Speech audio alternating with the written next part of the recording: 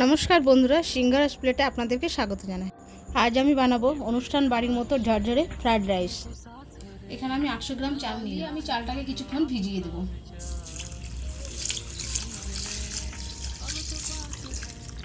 সবজিগুলোকে ভেজে নেব। কড়াইয়ে তেল গরম হয়ে গেছে।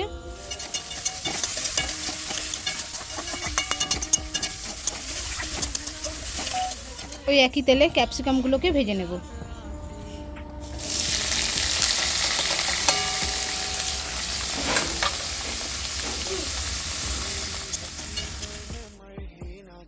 আমি হাঁড়িতে জল গরম করতে দিয়ে দিয়েছি।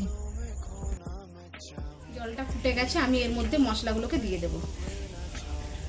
আমি চালটা দিয়ে দেব। মশলার মধ্যে ছিল তেজপাতা, দারচিনি, লবঙ্গ, এলাচ। 80 থেকে 85% চালটাকে সেদ্ধ করে নেব। সেদ্ধ হয়ে গেছে, নামিয়ে 3টে থালায় ভাগ করে আমি ঠান্ডা হতে দেবো। কড়াইয়ে আমি পরিমাণ মতো ঘি দেবো।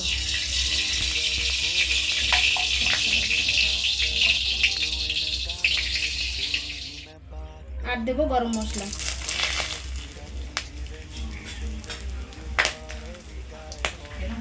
আর দেবো কাজু, কিশমিশ।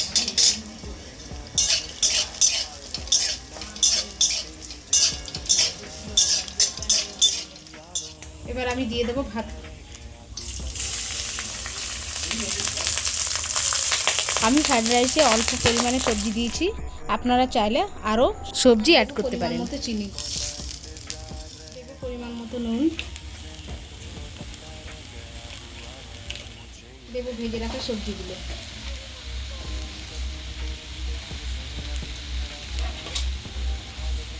খুন্তির সাহায্যে নেড়ে নেব। তৈরি আমাদের ফ্রাইড রাইস। দেখুন বন্ধুরা কতটা ঝরঝরে হয়েছে। আপনারা অবশ্যই একবার বাড়িতে বানাবেন আর কমেন্টে জানাবেন কেমন হয়েছে। हंसी पर मैं मर ही ना जाऊं, तेरी ही बातों में खोना मैं चाहूं, तेरी ही